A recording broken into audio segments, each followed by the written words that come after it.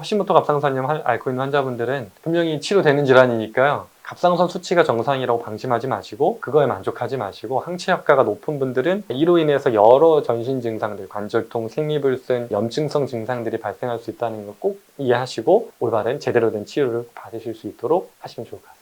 초기에 이제 갑상선 기능 저하증 진단을 받고 약물 치료를 다 해서 실제로 수치가 좋아졌는데도 불구하고 증상이 남아있는 경우에 더 이상 할 수 있는 게 없는 상태, 이 증상을 그냥 안고 살아가기에는 너무 불편한 것들인데 이거에 대한 치료 방법은 없다라고 이야기를 하니까 수치는 정상입니다 라는 말에서 오는 허무함, 허탈감을 환자분들이 많이 실제로 진료실에서 호소를 하시거든요.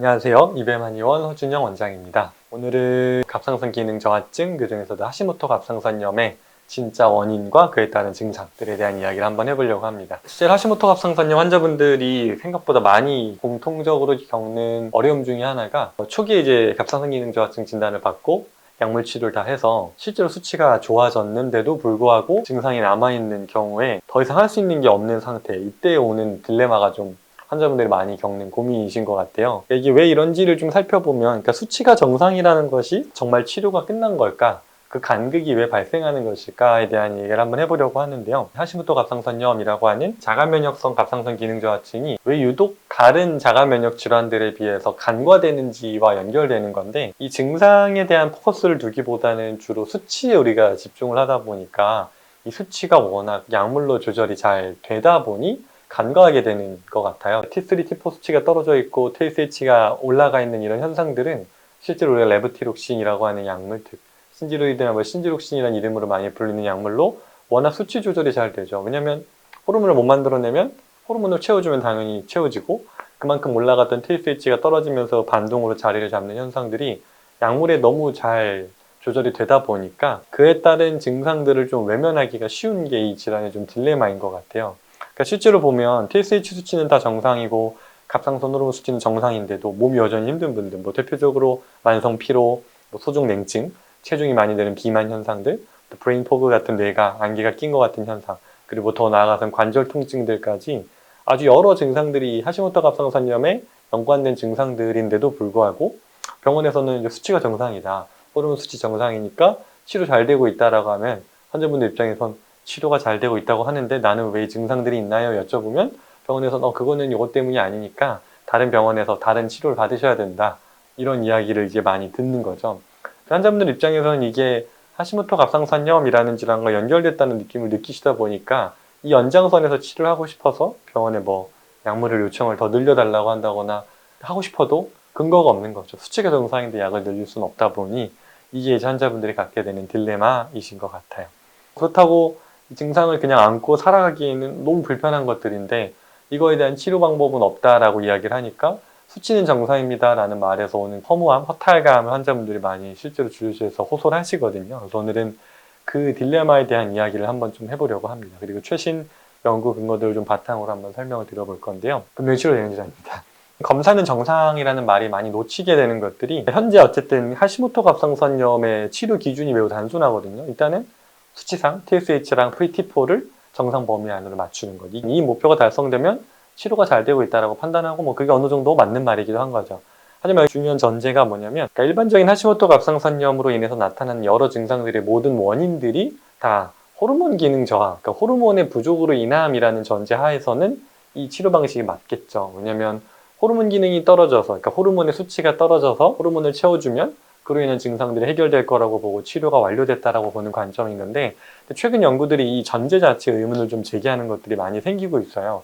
일단 대표적으로 하시모토 갑상선염 환자의 한 5에서 10% 정도의 환자분들은 실제로 TSH랑 프리T4가 아주 정상인데도 불구하고 피로감, 체중 증가, 냉불내성, 그러니까 추위를 많이 느끼는 감각들, 변비, 우울감 같은 증상들이 지속된다는 건데, 이런 수치가 정상인데 증상이 계속되는 것에 대한 상태를 설명하기 위한 여러 병태 생리 가설들이 제시되고 있는데, 실제로 이제 5에서 10%라고 하면은 숫자가 좀 작아 보일 수도 있지만 사실 환자분들 숫자가 여러 자가면역 질환 중에 하시모토 갑상선염이 얼마나 흔한 질환인지 좀 고려해 보면 매우 많은 수치이고, 이분들한테는 그냥 수치 정상입니다라는 말이 전혀 위로가 되지 않기 때문에 중요한 연구가 될 것 같아요. 제가 이 연구를 좀 찾아보다 보니까 실제로 이 문제를 직접적으로 좀 확인해 본 연구가 있었는데요. 터키에서 아드난 멘데레스 대학 연구팀이 연구한 내용인데, 보시면 갑상선 기능이 정상으로 유지되고 있는 하시모토 갑상선염 환자 84명을 대상으로 이 항체 수준과 삶의 질의 관계를 분석한 연구인데, 이게 좀 재밌는 연구예요. 그러니까 연구의 핵심 질문은 아주 명확한데, 갑상선 호르몬 수치가 모두 정상인 상태에서도 항체 수치가 증상에 영향을 줄 수 있을까에 대한 연구를 진행을 해본 건데, 결과가 꽤 분명하게 나왔어요. 즉, 갑상선 기능이 정상인 하시모토 갑상선염 환자분들에게서 TPO 안티바디와 TG, 티로글로불린 안티바디 각각의 수치가 SF36이라고 하는 요 삶의 질의 점수 모든 영역에서 아주 유의한 음의 상관관계가 확인됐다는 건데요. 그러니까 이 두 가지 항체, TPO랑 TG 안티바디가 높은 환자분들일수록 삶의 질 점수가 떨어진다라는 이런 상관관계가 확인된 건데요. 항체 양성분과 항체 음성분 모두에게서 모든 영역에서 유의한 차이가 있었다라는 게 좀 주의할 만한 점인 것 같아요. 정확하게 연구 결과들을 좀 살펴보면 안티-TPO랑 안티-TG 양성분들에 따라서 PF, RP, BP 이런 삶의 질 영역들을 쭉 살펴봤을 때 유의미한 차이가 있었다는 건데요. 제가 이걸 좀 표를 도식화해서 보기 쉽게 한번 그래프로 만들어 봤는데, 이렇게 이제 보시면 좋을 것 같아요. 그래서 항체 음성군과 항체 양성군에서 안티-TPO 안티바디가 양성인 분들과 음성인 분들한테서 이렇게 각 영역에서 실제로 SF36 점수상에서 차이가 있었다는 건데요. 먼저 신체 기능, 신체 역할, 통증, 전반 건강, 활력, 사회 기능, 감정 역할, 정신 건강, 이 모든 지표들에서 지금 보시는 것처럼 유의미한 차이가 좀 발견이 되는데요. 구체적으로 살펴보면 먼저 신체 기능, PF라고 되어 있는 게 계단 오르기나 짐 들기, 걷기 같은 이런 일상적인 신체 활동의 능력을 측정하는 점수에서도 유의미한 차이가 있었고요. 두 번째로는 신체 역할이라 그래서 건강 문제로 인해서 일어나는 일상 활동이 얼마나 제한되는지를 반영하는 점수에서도 유의미한 차이가 확인이 되었고, 통증은 몸 어디서든 느끼는 이런 통증의 강도, 그리고 그로 인한 일상 방해 정도를 점수화했을 때 여기서도 유의미한 차이가 발견됐고요.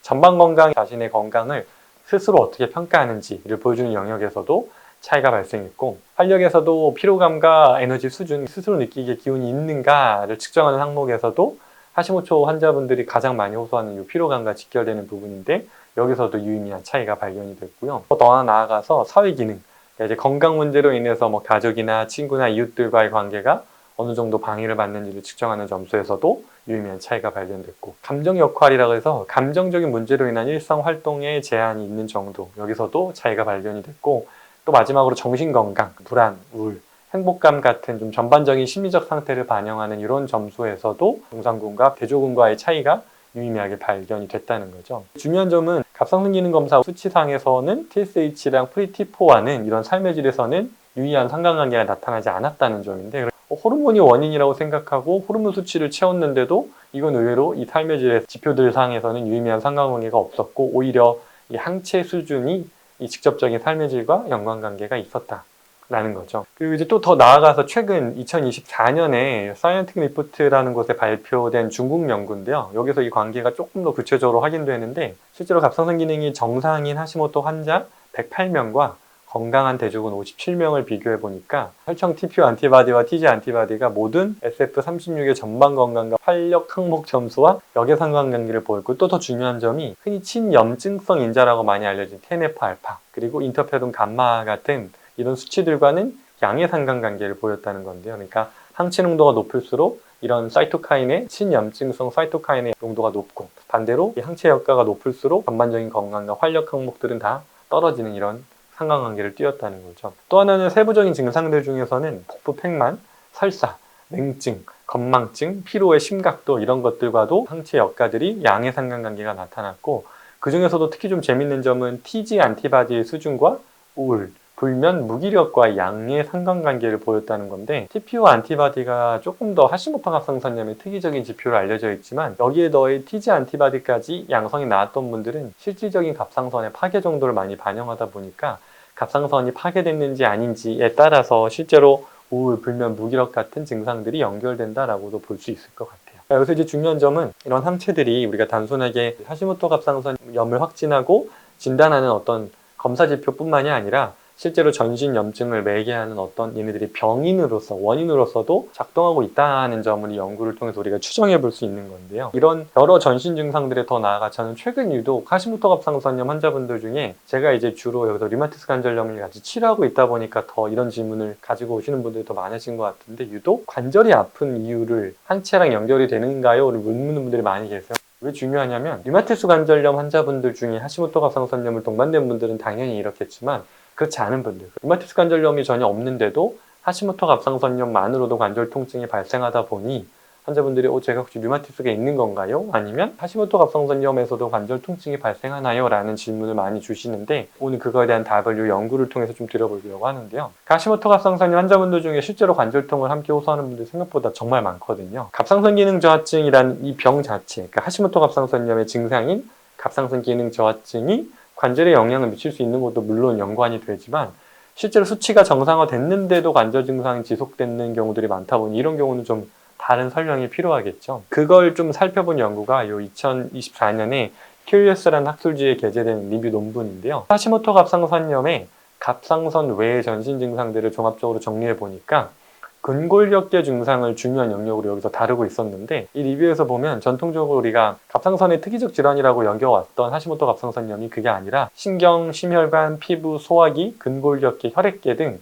여러 장기 시스템에도 영향을 분명히 미칠 수 있는 이런 전신적 질환임을 이 연구에서 강조를 하면서, 단순하게 갑상선 호르몬을 보충하는 것에서 더 나아가서 좀 총체적인 치료가 필요하다라는 이런 접근의 필요성을 이야기하고 있는 연구인데요. 하시모토 갑상선염의 병태 생리를 좀 자세히 살펴보면 유전적으로, 환경적으로, 면역학적 요인이 좀 복합적으로 작용한다는 걸 더해서 핵심은 결국은 이 자가 면역성 반응이 갑상선 조직으로 실제로 일어나면서 림프구의 침윤과 자가 항체를 생성하는 이런 반응이 핵심이라는 건데, 이 과정에서 중요한 게 인터루킨 6, TNF-알파 같은 전염증성 사이토카인이 발생하고 있다는 건데, 이게 단순히 갑상선으로만 가는 게 아니라 조금 더 범위를 넓혀서 전신 장기나 조직에 영향을 미치면서 이런 전신 염증 반응이 동반되고 있다라는 게 이 연구의 결과인 건데요. 특히 그 중에서도 관절통관에서는 이 자가면역성 갑상선 질환이 갑상선 기능이 정상인 상태에서도 관절염을 동반하는 사례가 점점 더 많이 보고되고 있어서, 그 중에서도 주로 섬유근통이라고 하는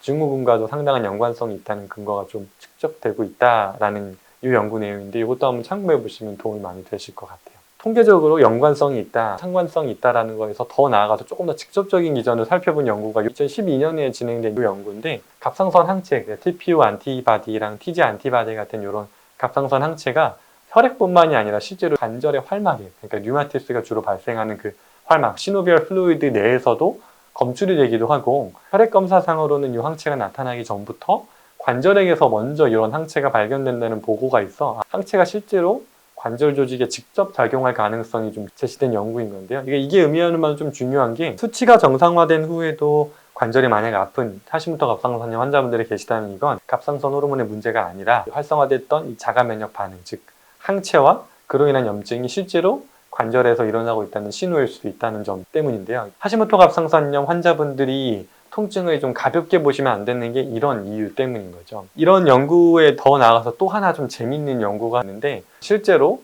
항체가 사라지게 된다면 증상도 개선될까에 대한 연구를 이 노르웨이에서 진행된 무작위 대조 실험 RCT에서 이런 연구가 하나 있는데, 조금 극단적인 연구라서 이거 소개시켜드릴까 고민하긴 했지만, 갑상선 기능은 정상이지만 TPO 안티바디가 1000 이상, 1000 IU 마이크로리터라는 건 좀 고농도죠. 고농도로 양성이고 증상이 계속 지속되는 하시모토 환자 150명을 대상으로 임의로 이제 갑상선 전 절제술을 하는 군과 호르몬 보충 단독군으로 이제 무작위 배정을 했을 때, 이게 이제 수술 18개월 후에 갑상선 전 절제술군에서 SF36 그 전반 건강 점수가 임상적으로 유의하게 개선되었다는 연구인데요. 이게 좀 극단적인 게, 사실 기능이 정상이고 항체가 역가가 높다는 이유로 전절제술을 일반적으로 권장하지는 않다 보니까 이 두 군을 비교하는 게 좀 무리가 있기는 한데, 일단 핵심은 그러니까 수술 후에는 어쨌든 TPO 안티바디는 대부분 현저히 감소해요. 왜냐하면 TPO 안티바디의 항원이 되는 그 TPO 효소가 대부분 갑상선에서 나오기 때문에 갑상선 조직 자체를 전 절제를 해버리면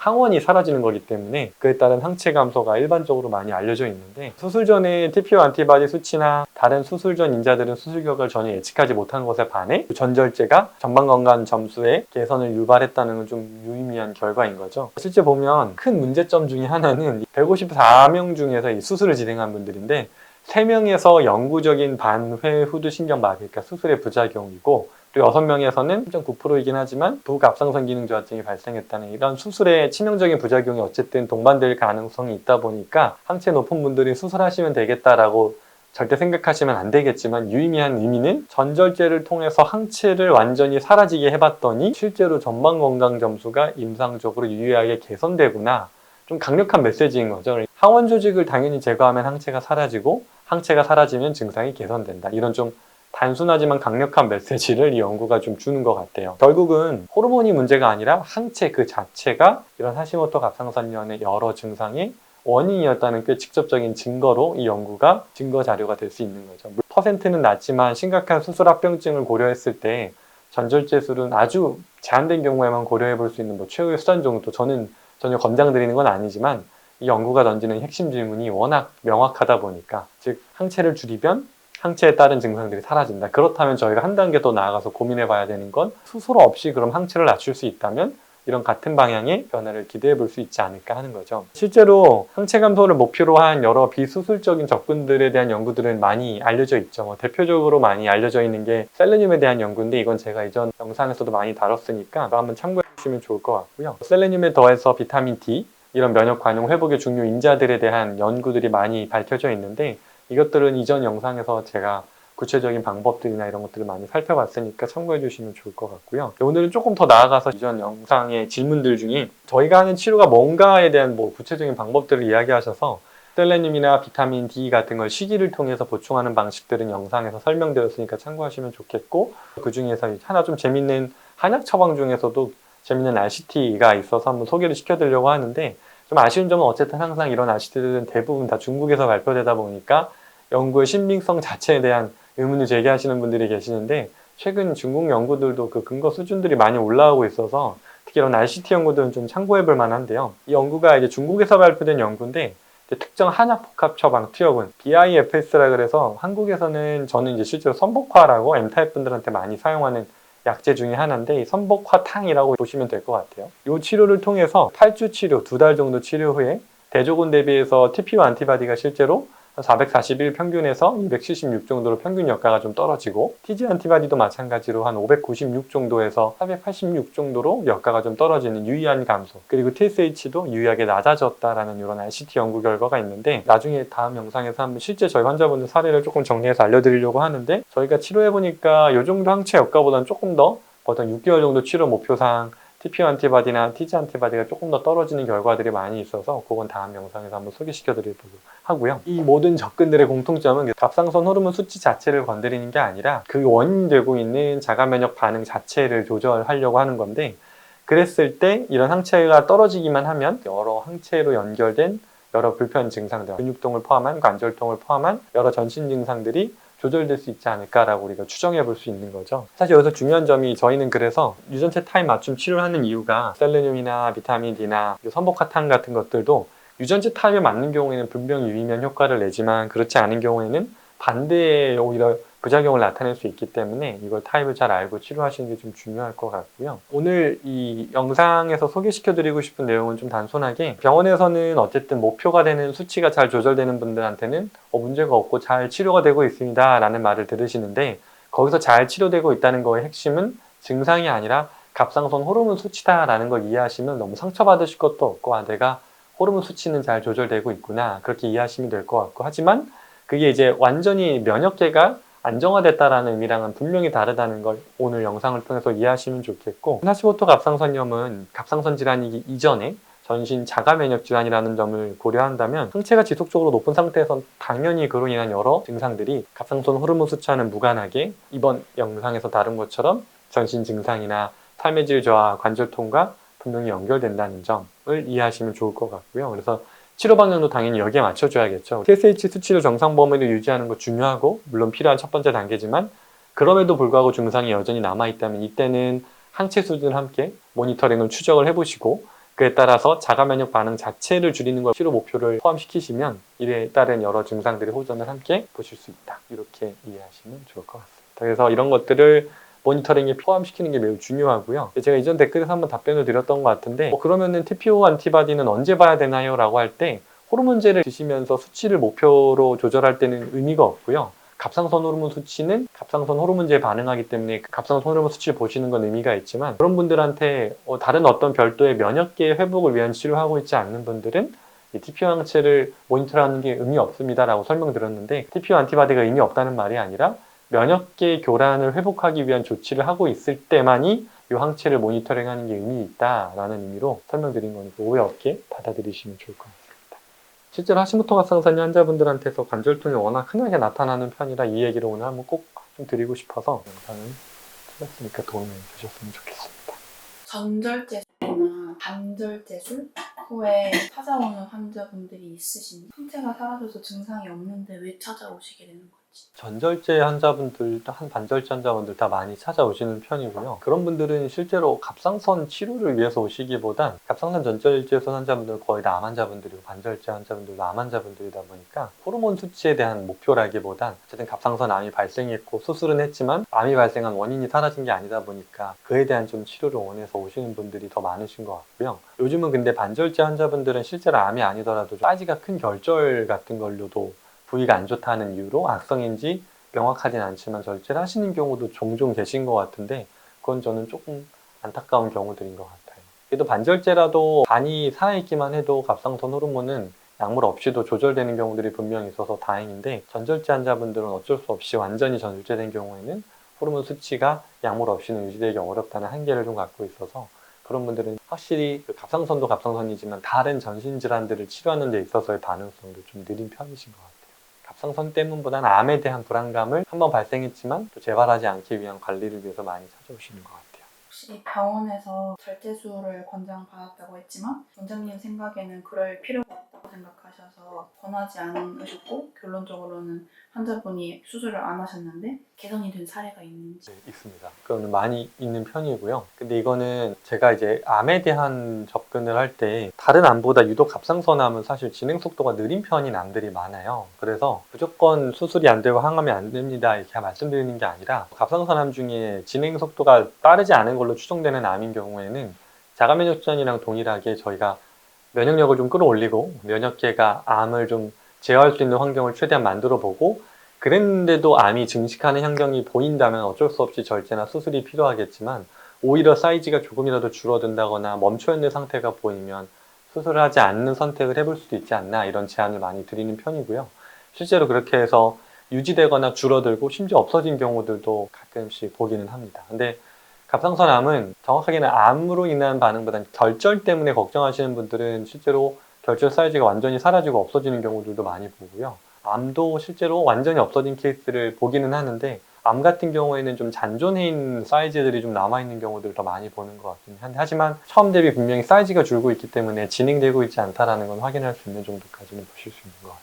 셀레늄이랑 비타민 D를 추천하셨는데 이거를 처방해 주시거나 개인적으로 식품 섭취 후에 눈에 띄게 개선된 환자 사례가 궁금한데 어떤 증상이 개선되었고 어떤 검사 수치가 이렇게 변했다. 셀레늄이나 비타민 D를 다 권장드리는 이유는 저희가 하는 치료에서 항상 핵심으로 설명드리는 면역 관용 회복에 있어서 중요한 역할을 하는 영양소들이어서 그렇거든요. 셀레늄은 갑상선의 면역 관용 회복에 특히 중요한 역할을 하고 다른 질환에서도 유의미한 역할을 하는 애들이라서 강조드리고 비타민 D는 특히나 더 이거는 갑상선만이 아니라 모든 자가면역질 환자분들에게 매우 권장드리는 영양소 중에 하나라 음식으로도 중요하지만 비타민 D는 항상 저는 햇빛 노출을 통한 활성을 많이 강조드리는 게 우리가 그 혈액검사상으로 체크할 수 있는 비타민 D 농도의 저하가 실제로 활성용 비타민 D를 체크하는 방식은 사실 아니라서요. 그 활성용 비타민 D를 체크할 수 없다 보니 그 전구물질인 비활성용을 가지고 활성용의 농도를 추정하고 모자라니까 채우자라는 논리인 건데 저는 그게 좀 잘못됐다고 생각해서 연관성은 있을 수 있지만 비활성용이 낮다고 활성용이 낮다라고 확정할 수는 없는 거거든요. 그래서 그거를 확정할 수 없으니 약이 의미가 없다가 아니라 항상 말씀드린 게 햇빛 노출을 최대한 지금 특히 오늘 영상을 찍은 이런 좋은 이런 봄날에는 햇빛 노출을 최대한 해보시고도 모자란 경우에 음식이나 약으로 보충하라지 음식 보충도 처음부터 설명드리는 방식은 아니고요. 그렇게 했을 때 비타민 D나 셀레늄이 잘 보충이 됐을 때 좋아지는 경우들은 대부분 다 항체 역가의 감소의 속도가 빨라지는 거죠. 원래 나타났던 속도보다 빨라지는 건데 이거를 뭐 그것만의 단독으로 보지는 않다 보니까 좋아진 경우들이 많죠. 근데 셀레늄, 비타민 D는 중요한 영양소가 맞습니다. 셀레늄은 항상 말씀드린 막 좋은 영양제를 찾으려고 하시는데 M타입 분들은 제가 항상 그냥 브라질넛 많이 강조드리는데 정말 좋은 셀레늄 덩어리라서요. 많이 드실 필요도 없고 그냥 하루에 한 알에서 두 알 정도 드셔보시면 맛이 없습니다. 그래서 그 정도 그냥 영양제 드신다는 생각으로 좋아하시는 분들 맛있게 드시더라고요. 그래서 샐러드에 그냥 함유해서 드시면 되니까 괜히 막 좋은 영양제 찾으려 하지 마시고 그렇게 이제 활용하시면 좋을 것 같아요. 신지로이드 복용으로 검사 수치가 정상인데 이런 상황이라면 어떤 증상이나 신호가 있을 때 현재 치료를 의심해 봐야 할지. 최근 들어서 유독 많이 하시모토 갑상선염 환자분들 중에 근육통, 전신 관절통을 호소하시는 분들을 많이 뵙고 있어서 내가 갑상선 수치는 정상인데 관절통이나 염증성 통증들이 계속 생긴다 하시면 한번 이런 면역계 관용 회복을 위한 치료를 고려해 보실 필요가 있을 것 같고요. 의외로 저는 이게 진짜 치료의 목표가 맞나라는 생각이 드는 게 갑상선 기능 저하증이 그냥 모든 증상들이 남아있는 분들이 의외로 많이 계시거든요. 처음 진단받았을 때 느꼈던 극도의 피로감이 좋아졌다가 아니라 조금 회복된 것 같고 그 이후에 느꼈던 기능 저하증 때문에 생겼던 부종, 그러니까 체중이 확 늘었다가 살만 쪘는데 그게 호르몬 수치는 정상이 됐는데도 안 빠진다거나 변비가 계속 반복되고 있다거나 부종이 안 빠지고 이런 현상들, 기능 저하증의 전형적인 증상들이 땀이 잘 안 난다거나 또는 추위를 너무 많이 탄다거나 또는 요즘은 기능 저하와 항진의 구분도 애매한 것 같은 게 오히려 수치는 정상인데 기능 저하 증상은 사라진 것 같은데 기능 항진증의 증상들이 막 맥박이 빨리 뛴다거나 부정맥이 온다거나 또 여성분들은 대표적으로 생리불순이나 생리가 좀 불규칙하게 반응하는 경우도 갑자기 막 부정출혈이 생긴다거나 이런 경우들도 다 제대로 된 치료가 안 되고 있는 경우라고 보시고 이런 경우는 제대로 올바른 치료를 받아보실 필요가 있을 것 같습니다. 생리불순이 기능저하증의 중요 증상이면서도 그것 때문이라고 연결하기가 어렵다 보니까 대부분 갑상선 기능 저하증에서 생리불순을 앓고 있는 분들은 이미 오래전부터 생리불순을 앓고 있던 분들이 많아서 그게 그냥 남아있어도 남아있다는 생각이 아니라 그냥 원래 내 거다 이렇게 생각하시는 분들도 좀 계신 것 같은데 그렇지 않고요. 기능저하증이 원인으로 생겼던 생리불순은 분명히 갑상선이 회복되면 생리불순도 잡혀야 되는 게 맞습니다. 원장님이 BM에서 치료를 하시면서 항체가 낮아진 사례가 있는지 궁금하고 이걸 어떻게 확인하시는지도 궁금해요. 항체는 그래서 저희가 실제로 추적 검사를 많이 하고요. 다음에 영상으로 한번 다뤄보려고 했는데 최근에 사례 영상을 찍어주셨던 분들의 것도 있고 본인 얼굴을 전혀 내보내고 싶어 하지 않아서 사례를 못 찍었던 분들도 있는데 실제로 항체 효과 감소는 당연히 혈액 검사를 통해 확인을 하고요. 검사 기간이 달라버리면은 검사 방식이 달라지면 수치 의미가 조금씩 달라져서 가능한 같은 기관에서 검사한 걸 기준으로 비교하시는 게 제일 좋아서 첫 치료 시작 때 그리고 보통 6개월 정도 또는 6개월 이후부터는 변화가 빨리 보인다 싶을 때는 3개월 정도 단위로 한 TPO 안티바디는 모니터링을 좀 하는 편이라서 그랬을 때 떨어지는 경우들 많이 보고 있습니다. 다음 영상에서 한번 자세히 설명을 좀 드려볼게요. TPO 안티바디 농도가 500 이상인 분들은 6개월 만에 음성으로 돌아오는 경우는 그냥 없다고 보시면 되고요. 6개월의 목표가 일단은 반토막 정도, 그러니까 반감기를 고려했을 때 6개월에 반 정도를 만들어내는 걸 일단 1차 목표로 삼고요. 빠른 분들 중에는 6개월 만에 한 반의 반, 25% 정도까지 떨어지는 경우들이 좀 있어서 나중에 이제 그런 사례들을 좀 영상으로 다뤄볼 거고 이미 농도가 500 이하였던 분들은 딱 3개월 정도 만에 반토막 정도씩 떨어져서 6개월에 반의 반 되는 분들이 좀 빠른 케이스고 그런 분들도 한번 소개를 시켜드릴 거고요. 애초에 초기 농도가 낮았던 분들, 뭐 20, 30 두 자릿수 안에 있었던 분들은 빠른 분들은 최근 치료해보니까 4개월 만에 아예 음성으로 돌아오는 경우들도 좀 있고요. 보통은 이런 경우는 흔하지는 않은 편이고 60 정도 전후에 있던 분들은 그래도 6개월 정도의 목표로 왜냐면 우리가 34를 보통 일반적으로 저희 검사상 양성의 경계로 보다 보니까 60 전후에 있던 분들은 6개월 정도 후에 반토막만 나도 음성 범위로 들어오는 거니까요. 그래서 60 전후의 환자분들까지는 6개월 만에 음성 전환을 목표로 치료한다 이렇게 설명을 드리고 그렇지 않은 분들은 좀 긴 호흡으로 치료하셔야 된다 이렇게 설명을 드리고 있어요. 구체적인 사례들은 다음에 한번 좀 자세히 또 다뤄서 설명드려보도록 할게요. 주요 증상으로 말씀해 주셨던 피로감, 생리불순, 붓기와 체중 증가, 이런 것들이 만성적이거나 원래 약을 복용해도 따라오는 질환이라고 그냥 그렇게 막연히 생각하시는 분들이 많으실 수 있다고 생각하는데 당연한 증상들이 아니고 근본적인 치료를 하면은 반드시 좋아진다. 제가 최근에 젊은 여성 환자분 중에 좀 놀랐던 게 10대부터 기능저하증을 앓고 약을 먹으면서 그분은 또 심지어 수치도 조절이 안 됐더라고요. 막 이렇게 출렁출렁이 심하셨던 것 같은데 그 나이 때부터 생리불순이나 전신 관절통을 다 끼고 있으면서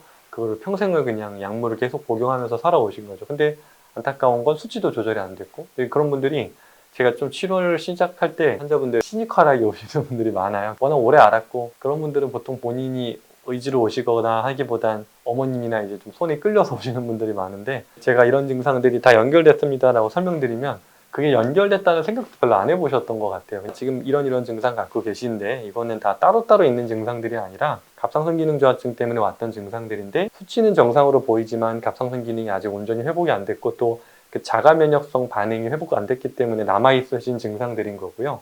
이건 다 치료가 되는 분명한 증상들이니 이것까지 치료하는 건 저희는 목표로 할 겁니다라고 하시면 이제 그때서야 치료를 해봐야 되는 거구나 이렇게 생각하시는 경우들이 있는 것 같거든요. 그래서 꼭 말씀드리고 싶은 건 분명히 연결된 증상들은 같이 치료가 되고요. 따로따로 치료하는 게 아니라 분명히 같이 치료해야 되는 증상들이라는 점을 그리고 분명히 치료가 된다는 점을 꼭 설명드리고 싶고 제가 다음 영상에서 한번 또 소개하려고 하는 게 이게 이제 사실 한의학적인 치료의 독특한 점이면서도 장점인 것 같은 게 특히 갑상선 기능 저하증, 항진증 환자분들 중에 M타입 분들께 제일 많이 쓰는 약 중에 그 소유산이라고 하는 약을 베이스로 많이 처방을 하는데요. 소유산이라고 하는 약이 기능 저하증의 대표 처방이 원래는 아니고 소유산의 한의학적인 변증이라고 우리가 일반적으로 하는데 소유산의 변증이 해당하는 적응증들을 보면 참 신기할 정도로 갑상선 기능 저하증의 모든 증상들이 포함되어 있어요. 생리불순부터 불안, 초조, 짜증, 이런 통증, 그리고 소화기 불량된 고지혈증까지도 아주 다양한 증상들이 적응증으로 해당되어 있는데 제가 나중에 한번 영상으로 소개를 좀 드려보려고 하는데 이만큼 소유산이라는 처방이 중요하다가 아니라 이런 중요한 한약 처방들이 광범위한 여러 전신 증상들을 한 번에 치료하는 효과들이 있다는 걸 또 다음에 구체적인 연구 사례를 가지고 한번 소개드려보려고 합니다. 하시모토 갑상선염 앓고 있는 환자분들은 분명히 치료되는 질환이니까요. 갑상선 수치가 정상이라고 방심하지 마시고 그거에 만족하지 마시고 항체 효과가 높은 분들은 이로 인해서 여러 전신 증상들, 관절통, 생리불순, 염증성 증상들이 발생할 수 있다는 걸 꼭 이해하시고 올바른 제대로 된 치료를 받으실 수 있도록 하시면 좋을 것 같습니다. 자가면역 질환에 대해 더 많은 정보가 궁금하시다면 EBM TV의 구독, 좋아요, 알림 설정 해주세요.